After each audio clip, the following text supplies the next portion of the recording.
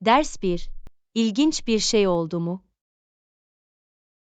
Hey Anna, günün nasıldı? İlginç bir şey oldu mu? Hey, John. Benim günüm güzeldi. Büyük heyecan yok, sadece normal rutin. Seninkine ne dersin? Burada aynı, kitaplarda başka bir gün. Ama hey, rutinlerden bahsetmişken, herhangi bir aile geleneğiniz var mı? Oh, evet. Takip ettiğimiz birkaç geleneğimiz var. Favorilerimden biri yıllık oyun gecemiz. Oyun gecesi mi? Bu bir patlama gibi geliyor. Ne tür oyunlar oynuyorsun? Klasik masa oyunlarından etkileşimli video oyunlarına kadar her türlü oyunu oynuyoruz. Oldukça rekabetçi hale geliyor.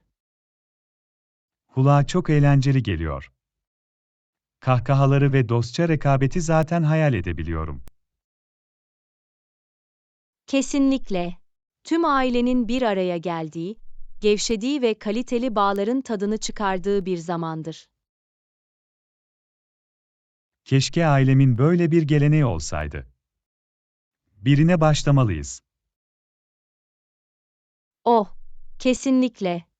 Kendi benzersiz geleneğinizi yaratabilirsiniz. Herkesi bir araya getiren herhangi bir şey olabilir. Bu harika bir fikir. Belki aylık bir film gecesi veya yemek pişirme mücadelesi yapabiliriz. Kulağa harika geliyor.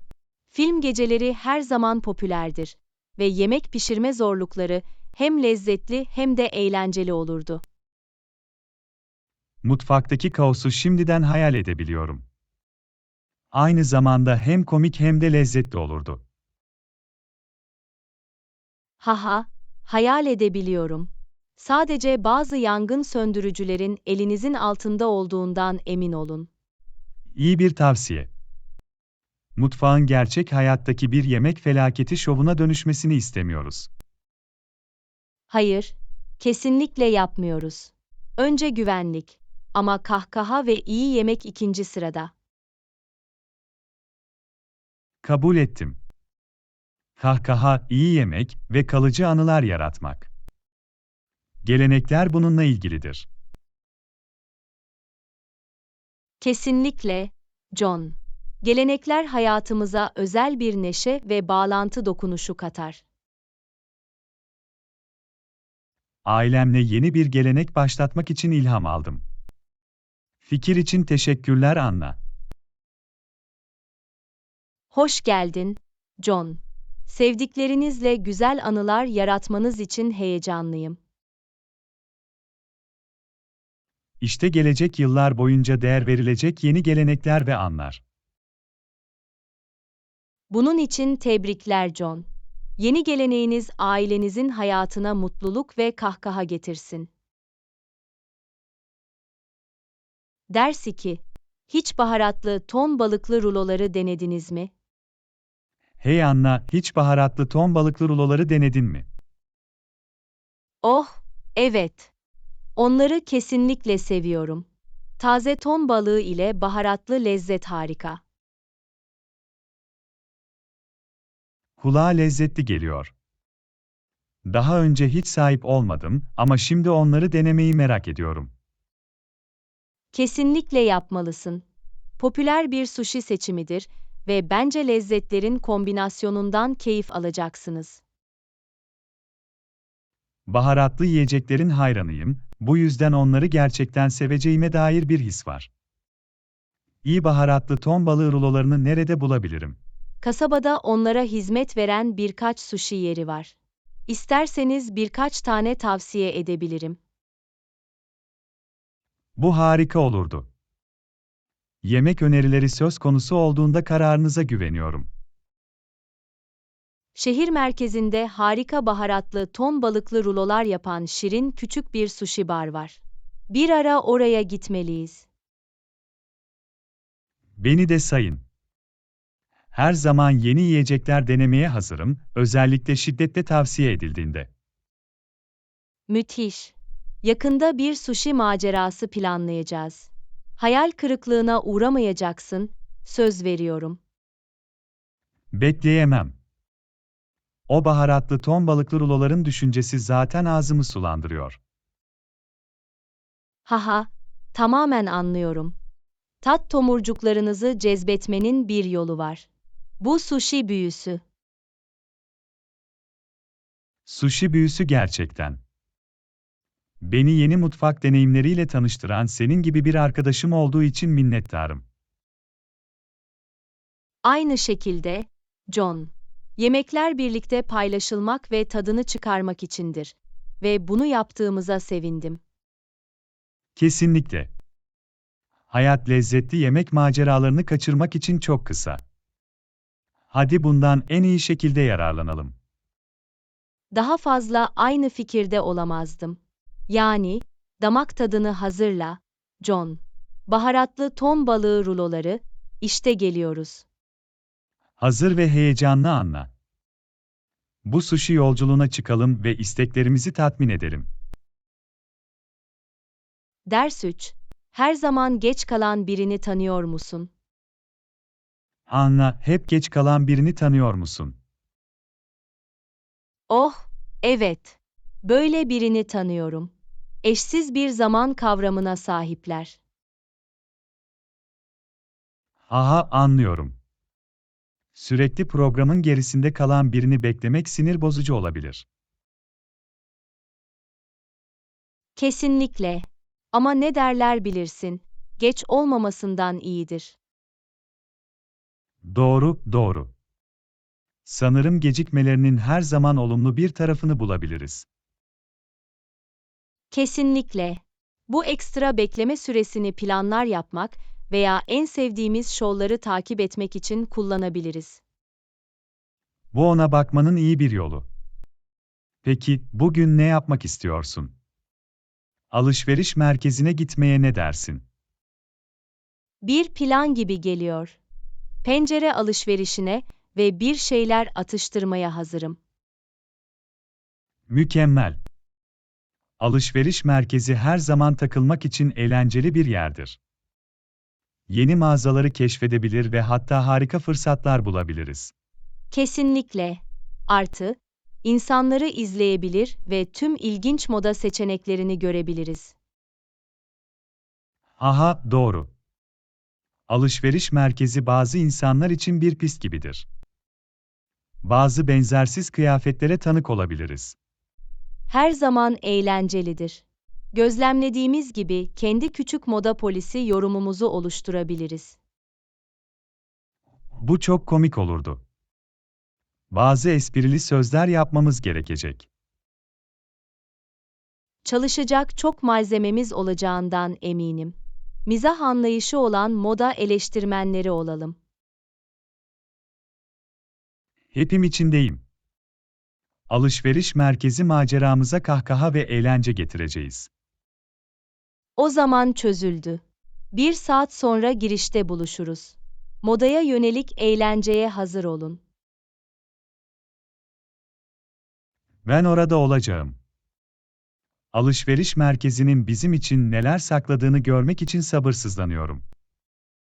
Defile başlasın. Yakında görüşürüz John. Yargılama gözlüklerinizi hazırlayın. Harika bir zaman geçirmek üzereyiz.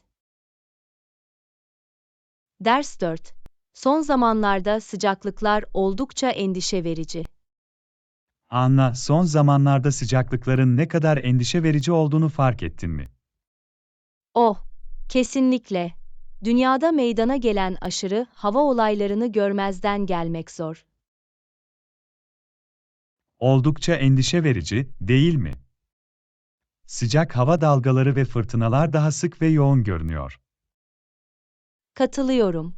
Değişen iklimin ve gezegenimiz üzerindeki etkisinin açık bir göstergesidir. Geleceğin ne getireceğini merak etmenizi sağlar. Çevremizi korumak için harekete geçmeliyiz. Kesinlikle. Günlük hayatımızdaki küçük değişiklikler büyük bir fark yaratabilir. Her çaba önemlidir. Kesinlikle. Toplu taşıma araçlarını kullanmak veya enerji tasarrufu yapmak gibi karbon ayak izimizi azaltarak başlayabiliriz.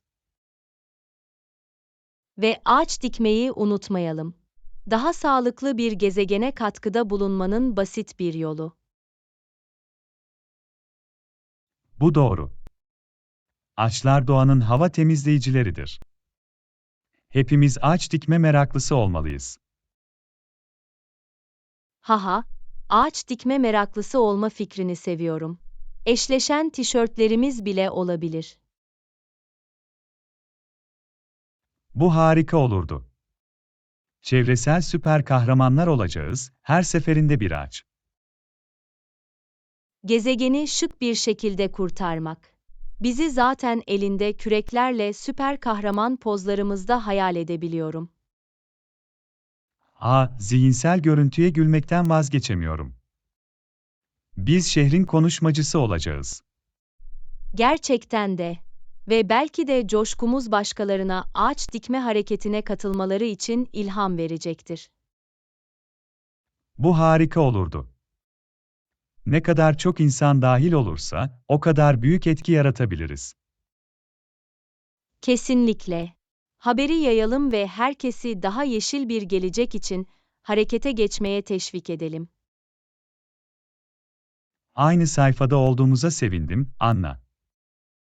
Birlikte bir fark yaratabilir ve bu endişe verici sıcaklıkların üstesinden gelebiliriz. Kesinlikle, John.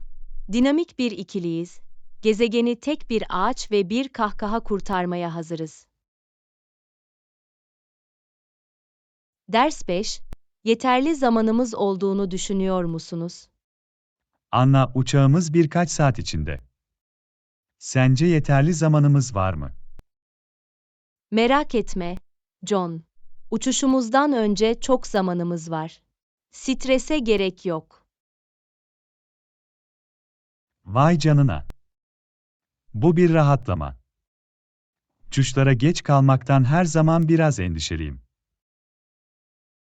Anlıyorum. Ama unutma, her şeyi önceden planladık. Bu yüzden gitmeye hazırız. Haklısın. Pasaportlarımız, biletlerimiz ve çantalarımız hazır. Hazırlıyız. Kesinlikle. Uçuş detaylarını 2 kez kontrol ettik ve erken ayrıldığımızdan emin olduk. Uçuşları yakalamak söz konusu olduğunda üzgün olmaktansa güvende olmak her zaman daha iyidir. Kesinlikle. Güvenlikten geçmek, bir şeyler atıştırmak ve binmeden önce rahatlamak için yeterli zamanımız olacak. Kulağa mükemmel geliyor. Uçuş sırasında beni enerjik tutmak için küçük bir atıştırmalık kullanabilirim. Her ihtimale karşı biraz atıştırmalık da hazırladım. Bu yolculukta aç kalmayacağız. Her zaman hazırsın Anna. Her şeyi düşünüyorsun. Her duruma hazır olmayı severim. Bu benim süper gücüm. Süper hazırlık gücünüz günü bir kez daha kurtaracak. Seyahat arkadaşım olduğun için şanslıyım. Ben de sana sahip olduğum için şanslıyım John. Maceralarımızda harika bir ekip oluşturuyoruz. Kesinlikle. İster yeni yerler keşfetmek ister havaalanlarında gezinmek olsun, her şeyi ele aldık. Hiç şüphe yok. Öyleyse derin bir nefes alalım, rahatlayalım ve önümüzdeki yolculuğun tadını çıkaralım. Bir plana benziyor, Anna. Uçuştan önce zamanımızı en iyi şekilde değerlendireceğiz ve sorunsuz bir seyahat deneyimi yaşayacağız. Kalkış için hazır mısın John? Bu geziyi hatırlanacak bir geziyi yapalım. Hazır ve heyecanlı Anna. Kemerinizi bağlayın, çünkü işte başlıyoruz. Ders 6. Son zamanlarda günlük harcamalarımı yönetmek için mücadele ediyorum. Anna, son zamanlarda günlük harcamalarımı yönetmekte zorlanıyorum. Bütçeleme hakkında herhangi bir ipucu var mı? Kesinlikle, John. Günlük harcamalarınızı planlamak ve bir bütçeye bağlı kalmak büyük bir fark yaratabilir. İhtiyacım olan bu. Harcamalarınızı genelde nasıl planlarsınız? Faturalar, yiyecekler ve nakliye masrafları gibi gerekli tüm masraflarımı listeleyerek başlıyorum. Bu mantıklı. Önce temel konulara öncelik vermek önemlidir. Kesinlikle. Bunları kapsadıktan sonra, bütçemin bir kısmını tasarruf ve acil durum fonlarına ayırıyorum. Ah, tasarruf. Bu kesinlikle üzerinde çalışmam gereken bir alan. Para biriktirmek için herhangi bir tavsiye var mı? Bir numara, belirli bir tasarruf hedefi belirlemek ve bunu bir öncelik haline getirmektir. Bir tatil veya gerçekten istediğiniz bir şey için olabilir. Bu motive edici geliyor. Aklımda bir hedefe sahip olmak odaklanmama yardımcı olabilir. Kesinlikle. Ve harcamalarınızı takip etmeyi unutmayın. Paranızın nereye gittiğini görmenize yardımcı olur. İyi nokta. Sık sık harcamalarımın izini kaybediyorum. Belki bir bütçeleme uygulaması başlatmalı veya bir elektronik tablo kullanmalıyım. Bu harika bir fikir. Teknolojiyi kullanmak, harcamalarınızı izlemeyi ve sınıflandırmayı kolaylaştırabilir. Bir deneyeceğim.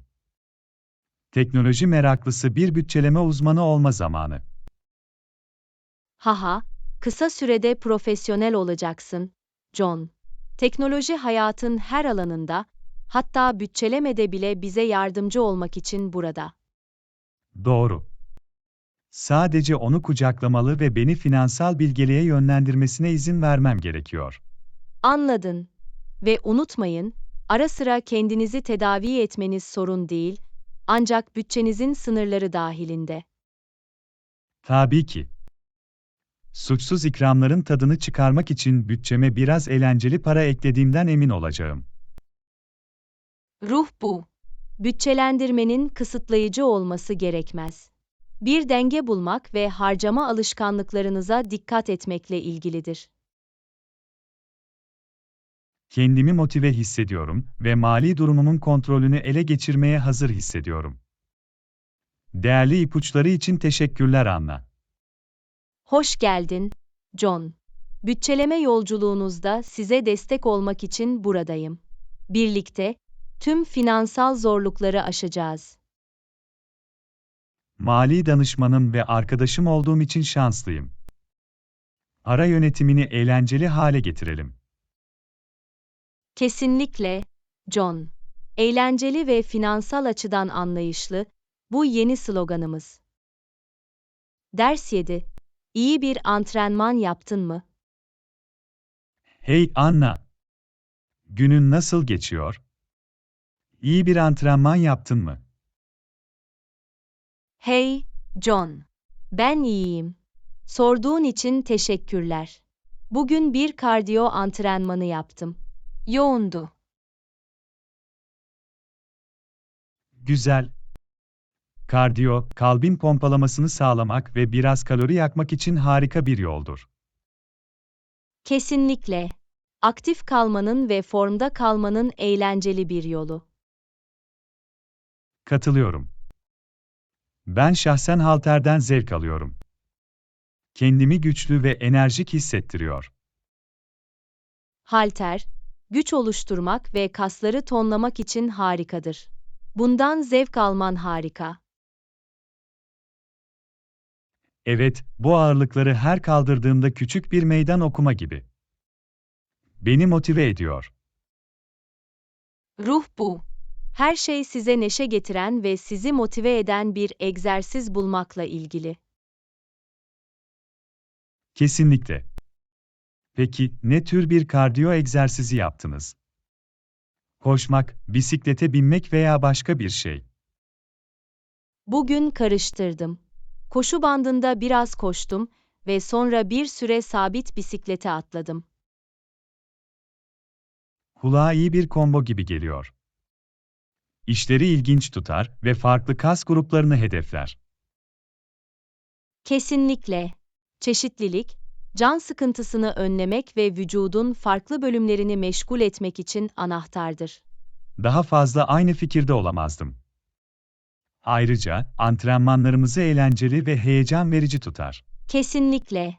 Ve eğlenirken egzersiz yapmak her zaman daha keyifli. Çok doğru.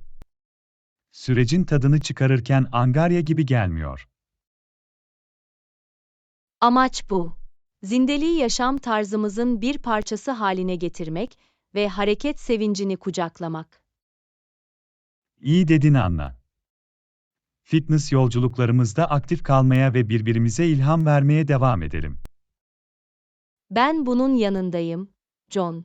Birbirimizin fitness arkadaşları olacağız. Birbirimize tezahürat yapacağız. Kulağa mükemmel geliyor Anna. Birlikte herhangi bir antrenmanı fethedeceğiz ve bunu yaparken harika zaman geçireceğiz. Kesinlikle, John. İşte devam eden fitness maceralarımız ve yol boyunca bolca kahkaha. Ders 8. Sabahları egzersiz yapar mısın? Anna, harika görünüyorsun. Bu etkileyici.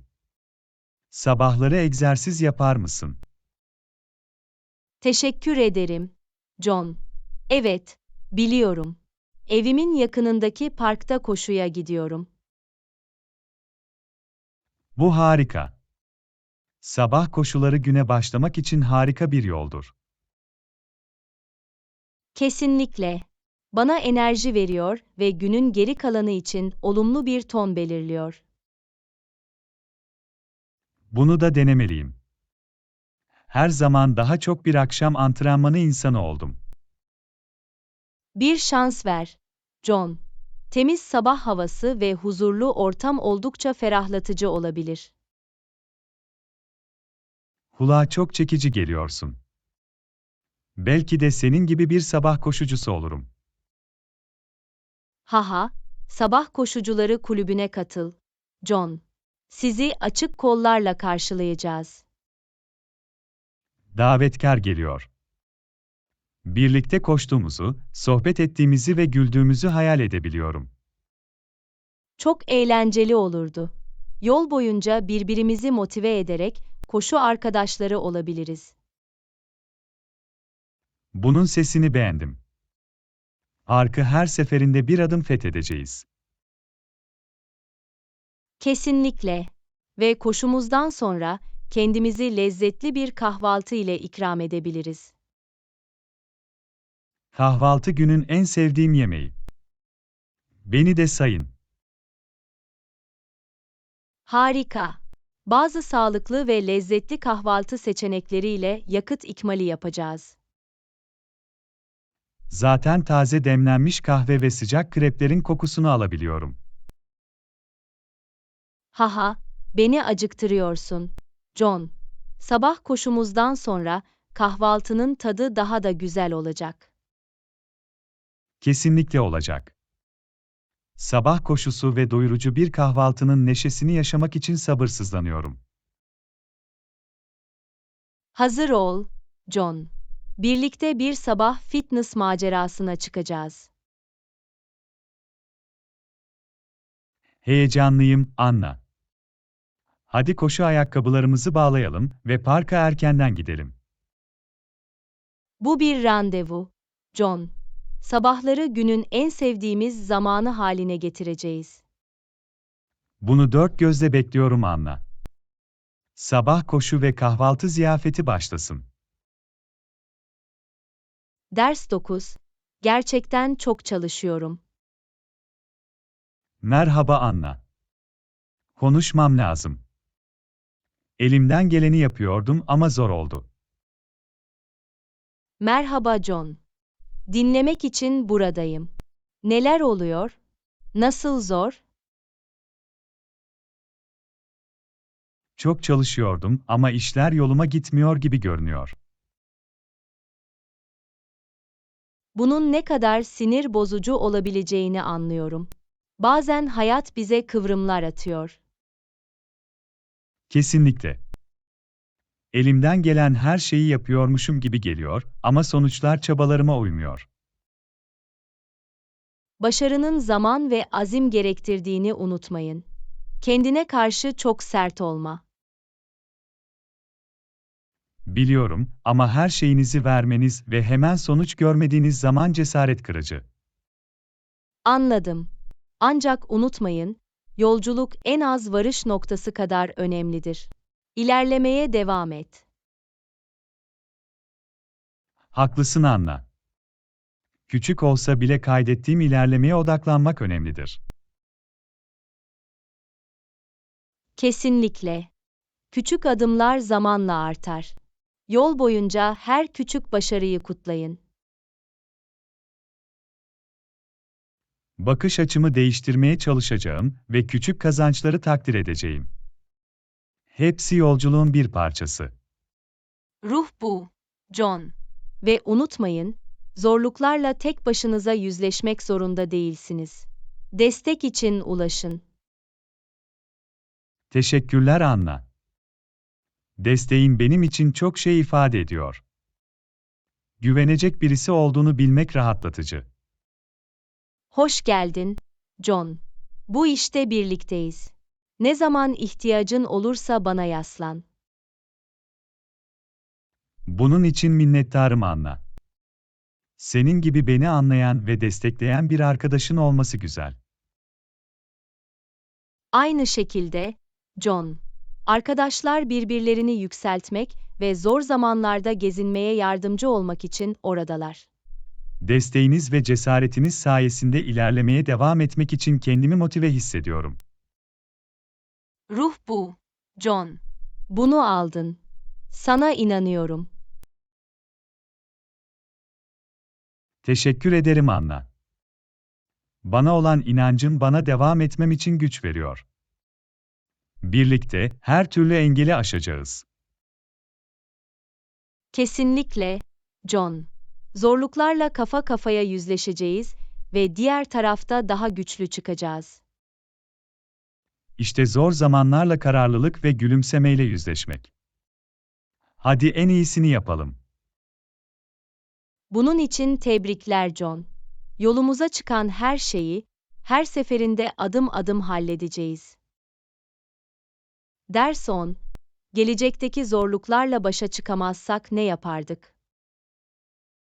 Hey Anna, gelecekteki zorluklarla başa çıkamazsak ne yapacağımızı hiç düşündün mü? Oh, kesinlikle. Bu oldukça sık aklımdan geçen bir şey. Ama ne derler bilirsin, hayat sana limon verdiğinde limonata yap. Aha, doğru. İşler zorlaştığında bile kendimize ve yeteneklerimize güvenmek önemlidir. Kesinlikle.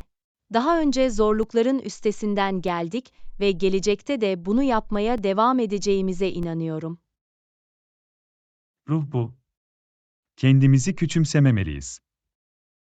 Unutmayın, her zorluk büyüme için bir fırsattır. Haklısın John. Endişelenmek yerine, çözüm bulmaya ve yolumuza gelen her şeye uyum sağlamaya odaklanmalıyız.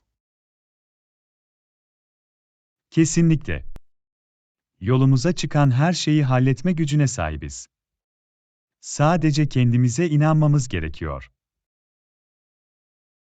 Daha fazla aynı fikirde olamazdım. Kendine inanç, zorluklarla kafa kafaya yüzleşmenin ve diğer tarafta daha güçlü olmanın anahtarıdır. Ve başka ne biliyor musun? Ara sıra, biraz mizah, zorlukların yükünü hafifletmek için uzun bir yol kat eder. Kesinlikle. Kahkaha en iyi ilaçtır, derler. Pozitif kalmamıza ve zor zamanlarda bile neşe bulmamıza yardımcı olur. Çok doğru. Mizah anlayışımızı sağlam tutmayı her zaman hatırlamalıyız, hangi zorluklarla karşılaşırsak karşılaşalım. Kesinlikle. Olumlu bir tutum ve iyi bir kahkaha ile yolumuza çıkan her şeyi fethedebiliriz. Bu konuşmayı yaptığımıza sevindim, Anna. Gelecekteki zorluklarla yüzleşmek söz konusu olduğunda aynı sayfada olduğunuzu bilmek güven verici. Ben de, John. Senin gibi aynı zihniyeti paylaşan bir arkadaşın olması harika. Birlikte her şeyi halledebiliriz. Kesinlikle, Anna. Bu elimizde. Gelecekte güven ve yüzümüzde bir gülümsemeyle yüzleşelim.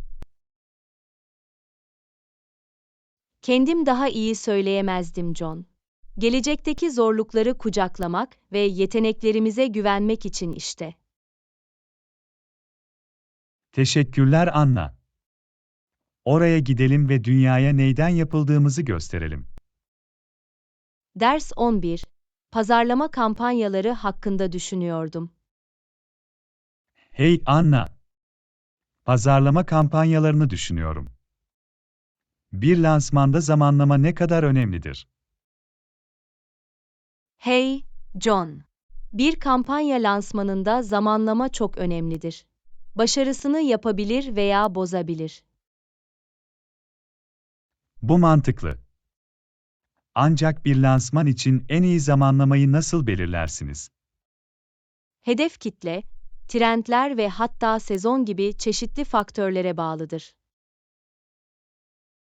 Ah, anlıyorum. Yani hedef kitlenizi anlamak ve mevcut trendlerden haberdar olmak çok önemlidir.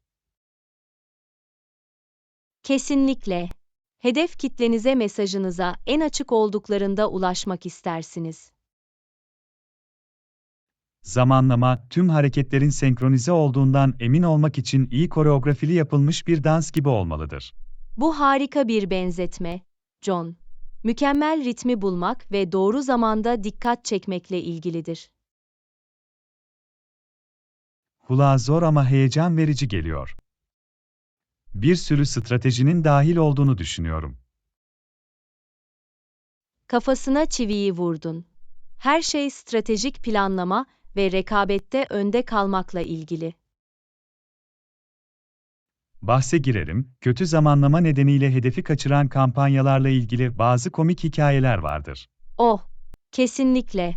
Zamanlama aksilikleri, bazı unutulmaz ve bazen komik pazarlama başarısızlıklarına yol açabilir.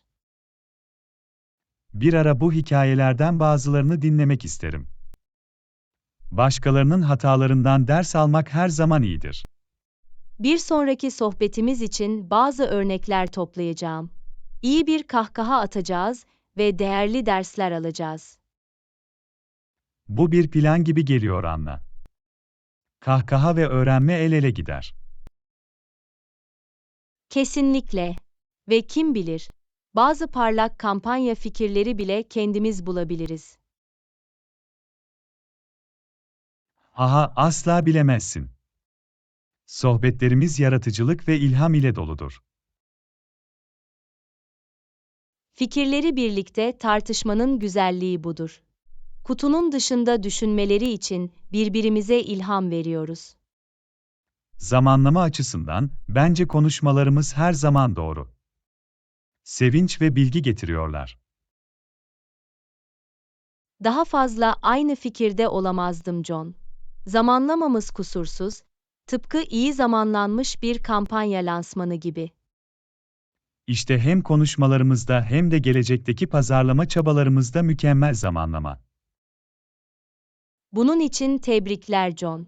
Sohbetlerimiz yaratıcılığı ve kahkahayı ateşlemeye devam etsin, her zaman mükemmel bir zamanlamada. Ders 12. Mercan resifleri ve renkli balıklar hakkında bir belgesel izliyordum. Hey Anna! Mercan resifleri ve renkli balıklar hakkında bir belgesel izliyordum. Kulağa çok eğlenceli geliyor. Hey, John. Gerçekten öyle. Sualtı dünyası çok büyüleyici ve canlı güzelliklerle dolu. O renkli balıkların arasında yüzmeyi, yaşayan bir tablodaymış gibi hissettiğimi hayal edebiliyorum. Renkler ve deniz yaşamından oluşan bir kaleidoskop ile çevrili büyülü bir dünyaya girmek gibi olurdu. Mercan resiflerini keşfetmek için hiç şnorkelli yüzme veya tüplü dalış yaptınız mı? Evet, bazı güzel yerlerde şnorkel yapma şansım oldu. Mercan resifleri nefes kesici. Kulağa harika geliyor. Şnorkelli yüzme maceralarınız sırasında benzersiz veya unutulmaz bir balıkla karşılaştınız mı? Oh, evet. Bir keresinde anemonların arasında yüzen bir palyaço balığı gördüm. Tıpkı Finding Nemo filmindeki gibi. Bu inanılmaz. Gerçek hayattaki bir animasyon filmine adım atmak gibi. Kesinlikle. Doğanın kendi büyülü hikayelerini ve karakterlerini yaratmanın bir yolu vardır. Başka ilginç karşılaşmalar var mı? Belki ilginç bir kişiliğe sahip bir balık. Bir keresinde su altında dans ediyor gibi görünen bir balıkla karşılaştım. Ciddi hareketleri vardı. Aha, dans eden bir balık. Bu görülmesi gereken bir manzara olmalı. Süslü ayak yüzgeci çalışması var mı? Gerçekten de. Biraz su altı performansı sergiliyormuş gibi bir zarafetle döndü ve sallandı. Buna tanık olmayı çok isterdim. Doğanın bizi harikalarıyla nasıl şaşırtması inanılmaz. Gerçekten öyle. Mercan resiflerini keşfetmek ve eşsiz balıklarla karşılaşmak, canlı bir rüyaya adım atmak gibidir. Zorlu listeme şnorkelli yüzme veya tüplü dalış eklemem gerekiyor. Unutulmaz bir deneyim gibi geliyor. Kesinlikle yapmalısın John. Bizi okyanusun harikalarına bağlayan nefes kesici bir macera. Bir gün birlikte şnorkelle yüzme gezisi planlamamız gerekecek. Renkli balıklarla yüzeceğiz ve kendi anılarımızı yaratacağız. Bu harika bir plan gibi geliyor John. Sualtı dünyasına dalacağız ve unutulmaz anılar yaratacağız. Gelecekteki sualtı maceralarına ve dalgaların altındaki güzelliği keşfetmenin keyfine bak. Kesinlikle, John. Mercan resiflerini keşfetme ve renkli balıklarla yüzme hayallerimiz gerçek olsun. Ders 13. Açık havada ne yapmayı seversin? Hey Anna, itiraf etmeliyim ki açık hava işleriyle pek ilgilenmiyorum. Açık havada ne yapmayı seversin? Hey, John. Tamamen sorun değil. Çeşitli açık hava etkinliklerinden zevk alıyorum. Favorilerimden biri yürüyüş. Yürüyüş, ha? Doğa ile bağlantı kurmanın iyi bir yolu gibi geliyor. Favori yürüyüş parkurlarınız var mı? Kesinlikle. Farklı yolları keşfetmeyi seviyorum. Favorilerimden biri çarpıcı bir şelaleye giden bir patika. Ay canına, kulağa nefes kesici geliyor. Akan suyun sesini ve çevrenin güzelliğini hayal edebiliyorum. Gerçekten büyülü bir deneyim, John. Doğanın manzaraları ve sesleri çok yatıştırıcı ve ferahlatıcı olabilir. İnsanların neden yürüyüş yapmayı sevdiğini anlayabiliyorum. Günlük yaşamın koşuşturmacasından kaçmak için bir şans. Tam olarak bu. Teknolojiden kopmanın ve kendinizi dış mekanın güzelliğine kaptırmanın bir yolu. Başka hangi açık hava aktivitelerinden hoşlanıyorsun, Anna? Bisiklete binmeyi de seviyorum. Bisikletle doğal parkurları keşfetmek, biraz egzersiz yapmak ve manzaranın tadını çıkarmak için harika bir yoldur. Kulağa eğlenceli geliyor. Çocukken bisiklete bindiğimi hatırlıyorum. Her zaman bir macera oldu. Bisiklete binmek için asla geç değildir, John. Bu macera ve özgürlük duygusunu yeniden keşfedebilirsiniz. Haklısın. Belki bir denemeliyim ve bisikletin beni nereye götürdüğünü görmeliyim. Kesinlikle. Kendi mahallenizde gizli mücevherleri keşfedebilir veya keşfetmek için yeni yollar bulabilirsiniz. Kesinlikle düşüneceğim. Hoşunuza giden başka açık hava etkinlikleri var mı? Parkta piknik yapmayı da severim. Arkadaşlarınız ve ailenizle dışarıda vakit geçirmenin basit ama keyifli bir yolu. Kulağa hoş geliyor. İyi yemek, iyi arkadaşlık ve güzel bir açık hava ortamı. Harika bir zaman için bir tarif. Kesinlikle öyle. Ayrıca, açık hava oyunları oynayabilir veya sadece rahatlayabilir ve güneş ışığını içebilirsiniz. Dış mekan işleriyle ilgilenmeyebilirim ama açık hava maceralarınızı duymak beni yeni şeyler denemeye meraklandırıyor. Ruh bu, John. Bazen konfor alanlarımızdan çıkmak beklenmedik sevinçlere ve keşiflere yol açabilir. Haklısın Anna. Açık fikirli olacağım ve yoluma çıkan açık hava maceralarını kucaklayacağım. Tercihlerimiz ne olursa olsun, yeni deneyimleri kucaklamak ve harika açık havada neşe bulmak için burada. Ders 14. Satın almadan önce kıyafetleri denemeyi tercih ederim. Hey Anna! Satın almadan önce kıyafetleri denemeyi tercih ederim. Peki ya sen? Hey, John. Bu iyi bir fikir. Giysileri denemek iyi bir uyum sağlar ve bizi sürprizlerden kurtarır. Kesinlikle. Askıda harika görünen ama üzerimde olmayan kıyafetlerle bazı komik deneyimler yaşadım. Oh, akıl alabiliyorum. Takar giymez kaybolan bir moda yanılsaması gibi. Aha, gerçekten bir moda yanılsaması. Giysilerin vücudumuzu güzelleştirdiğinden emin olmak her zaman iyi bir fikirdir. Kesinlikle. Ayrıca, kıyafetleri denemek eğlenceli bir mini moda şovu olabilir. Farklı stillerle deney yapabiliriz. Yetişkin gibi giyinmek gibi bir şey. İç modacılarımızı kanalize edebilir ve eğlenebiliriz. Ruh bu. Moda eğlenceli ve etkileyici olmalıdır. Giysileri denemek, benzersiz tarzımızı bulmamızı sağlar. Bir moda macerasına hazırım. Nereden başlamalıyız? Aklınızda belirli bir mağaza var mı?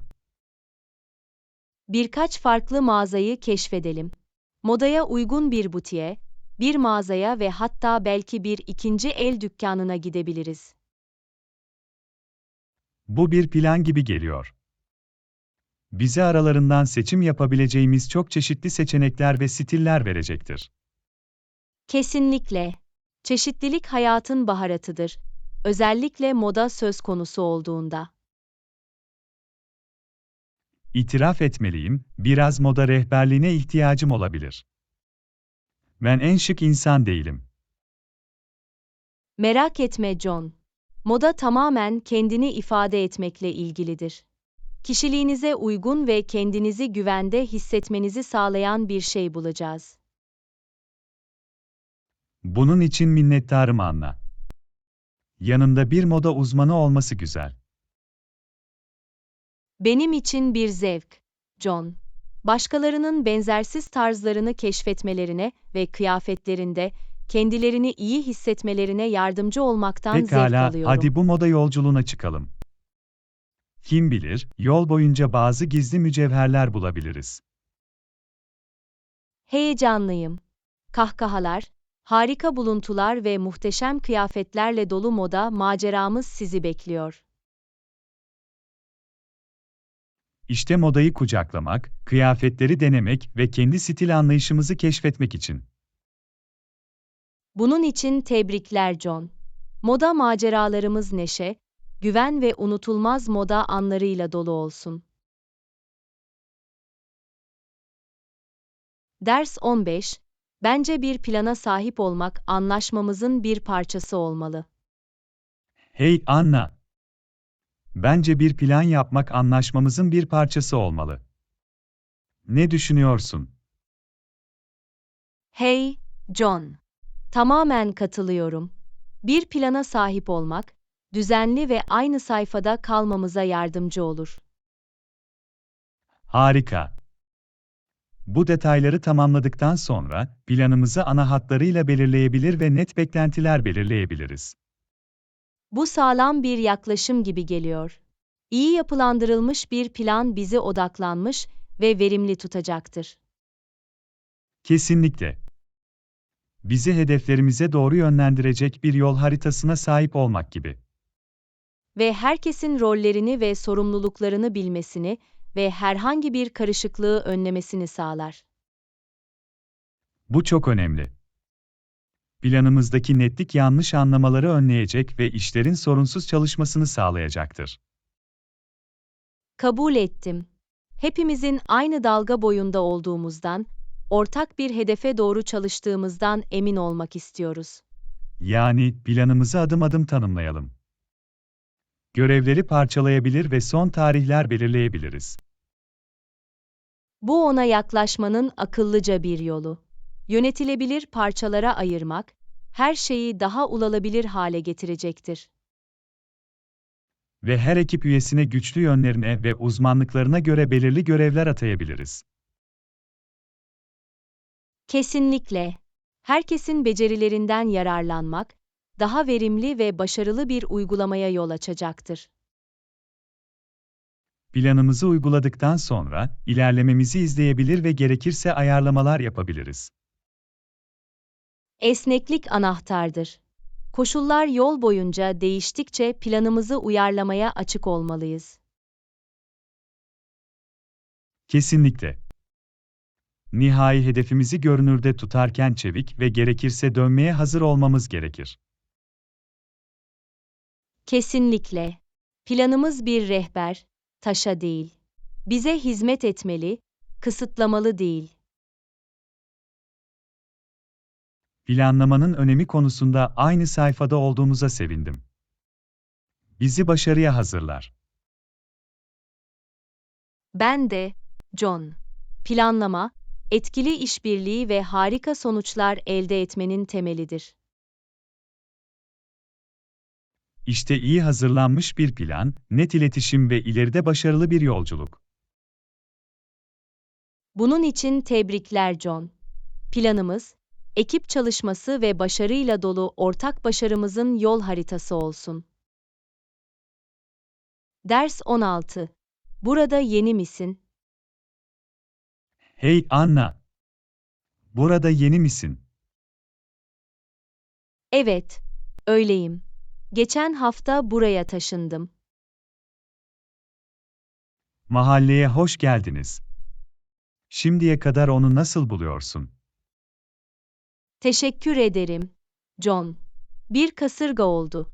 Ama yavaş yavaş yerleşiyorum ve bölgeyi keşfediyorum. Bunu duymak harika. Yeni bir yere taşınmak hem heyecan verici hem de biraz bunaltıcı olabilir. Kesinlikle. Bu yeni bir başlangıç ama aynı zamanda her şeye aşina olmanın zorluğu da var. Herhangi bir tavsiyeye ihtiyacınız varsa veya mahallede gezinmek için yardıma ihtiyacınız varsa sormaktan çekinmeyin. Bunun için minnettarım John. İpleri bilen birine sahip olmak her zaman güzeldir. Beni dost canlısı mahalle rehberin olarak düşün. Tüm içeriden ipuçlarını ve püf noktalarını paylaşacağım. Haha, bu harika. Bir ara bu teklifi kabul etmem gerekebilir. Her zaman.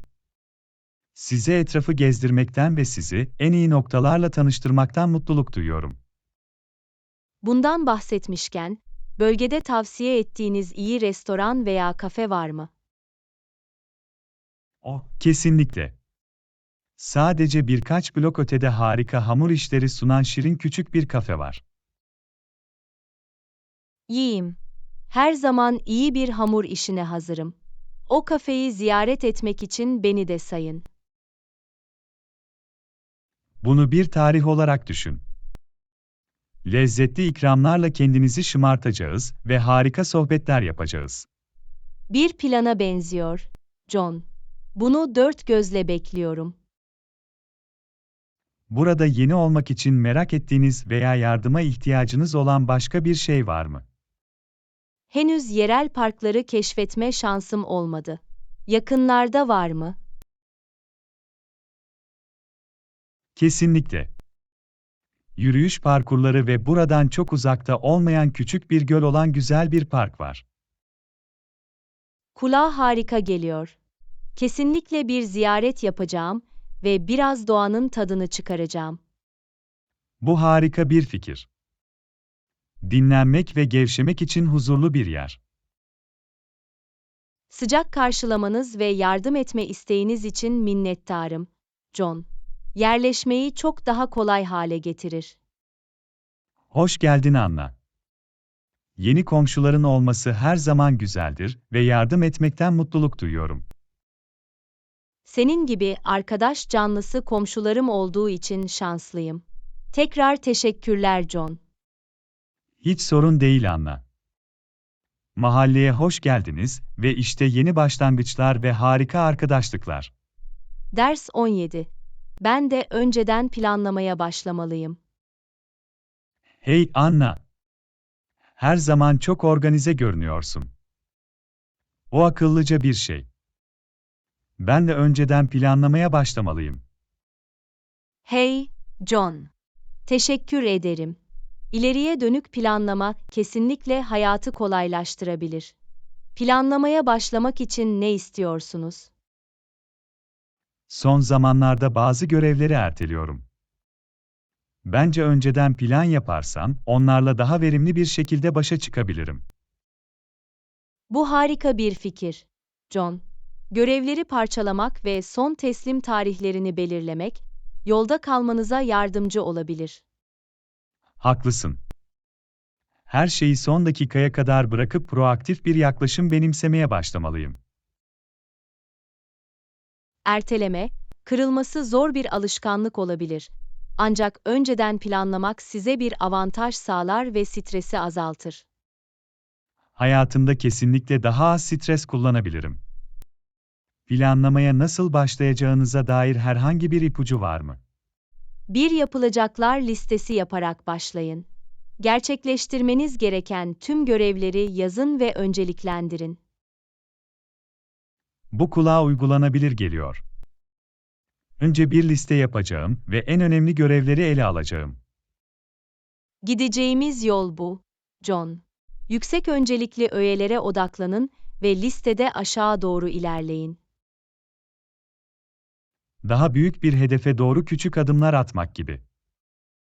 Tamamlanan her görev beni hedefime yaklaştırıyor. Kesinlikle.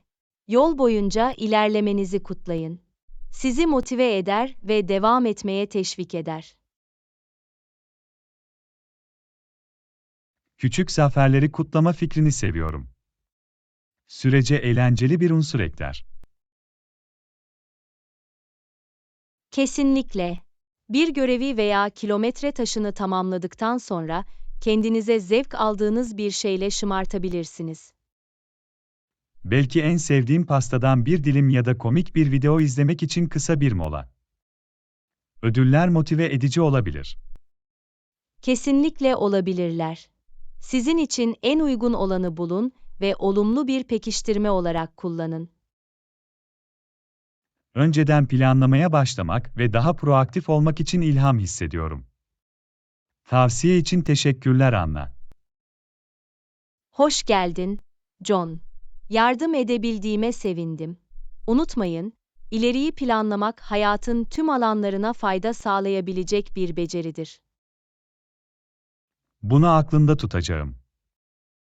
İşte ertelemeyi bırakmak ve ileriyi planlamanın gücünü kucaklamak. Bunun için tebrikler John. Planlamanız size üretkenlik, başarı ve çok daha az stres getirsin. Ders 18. apartman kompleksinin çamaşırhane hizmeti sunup sunmadığını biliyor musunuz? Hey Anna! O arada apartman kompleksinin çamaşırhane hizmeti sunup sunmadığını biliyor musunuz? Hey, John. Evet, yapıyorlar. Tabii ki, sakinlerimiz için çamaşırhane hizmeti sunuyoruz. Bu harika bir haber.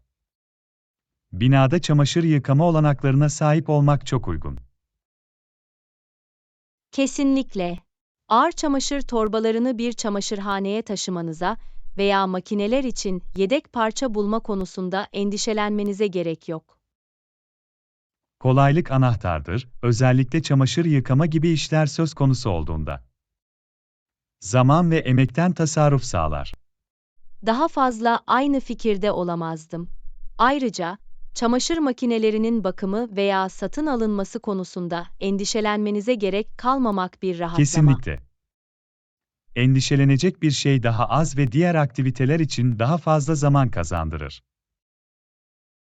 Ve en iyi yanı, daha sonra kıyafetleri katlama ve ütüleme güçlüğüyle uğraşmak zorunda değiliz. Kıyafetleri katlamakta berbattım. Her zaman buruşuk gömlekler ve uyumsuz çoraplarla karşılaşırım. Haha, yalnız değilsin John. Ama merak etmeyin, çamaşırhane hizmeti tüm bunları bizim için halleder. Bu bir rahatlama. Başka birinin katlamayı halledeceğine ve kıyafetlerimin şık görünmesini sağlayacağına sevindim. Dağınık yığınlarımızı düzgünce katlanmış giysilere dönüştüren büyülü bir çamaşır perisine sahip olmak gibi. Hayatımda kesinlikle bir çamaşır perisi kullanabilirim. Ayrıca teslim alma ve teslimat hizmeti sunuyorlar mı? Kesinlikle yapıyorlar. Dairelerinden ayrılmadan çamaşırlarının bakımını tercih edenler için ek bir kolaylık. Bu inanılmaz. Kişisel bir çamaşırhane asistanına sahip olmak gibi. Beni bu hizmete kaydedin. Bittiğini düşün John. Çamaşırhane hizmetinden yararlanmak için gerekli tüm bilgileri almanıza yardımcı olacağım. Sen en iyisisin, Anna. Çamaşırların bakımı burada yaşamayı daha da keyifli hale getirecek. Yardım edebildiğime sevindim. Her şey sakinlerimiz için hayatı daha kolay ve daha konforlu hale getirmekle ilgili. Kesinlikle mutlu bir sakinim.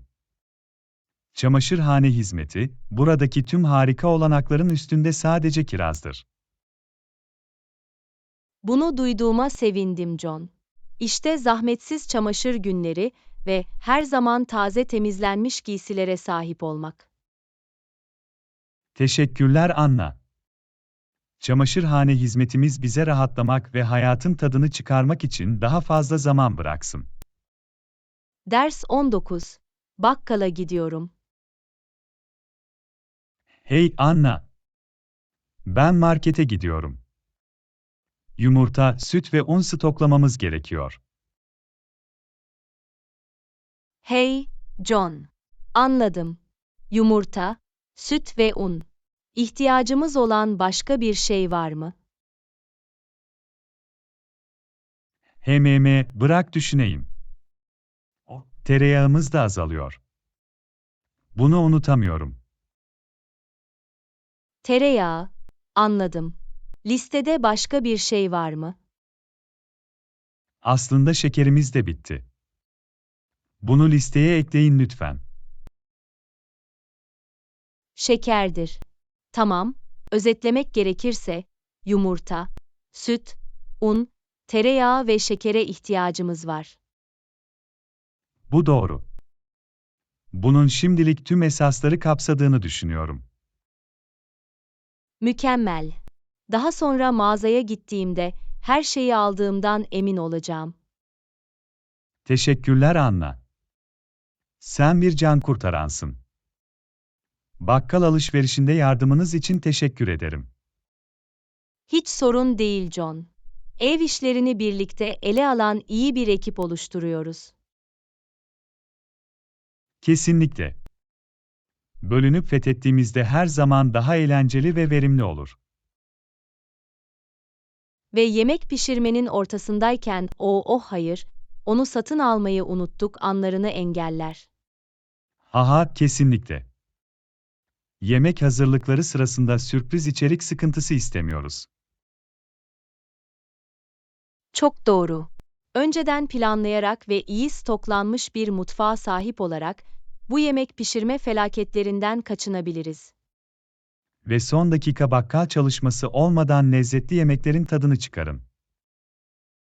Her şey hazırlıklı olmakla ilgili. Gelecekteki benliğimiz bunun için bize teşekkür edecek. Kesinlikle. Ve hey, yanlışlıkla çok fazla un alırsak, her zaman birlikte bir fırın başlatabiliriz. Haha, bu harika bir fikir. Kendi küçük pişirme imparatorluğumuz fazla unla beslendi. Kim bilir? Kasabadaki bir sonraki ünlü fırıncı olabiliriz. Un gücü ikilisi. Bunun sesini beğendim. Fırınımız lezzetli ikramları ve ilginç mizah anlayışı ile tanınır. Müşterilerimiz lezzetli hamur işlerimiz ve komedi şakalarımız için sıraya girecek. Kelime oyunu amaçlanan bir başarı reçetesi olurdu. Haha, kesinlikle. Her ihtimale karşı hayallerimizi besleyecek kadar unumuz olduğundan emin olalım. Asla bilemezsin, John. Pişirme imparatorluğumuz sadece bir torba un uzakta olabilir.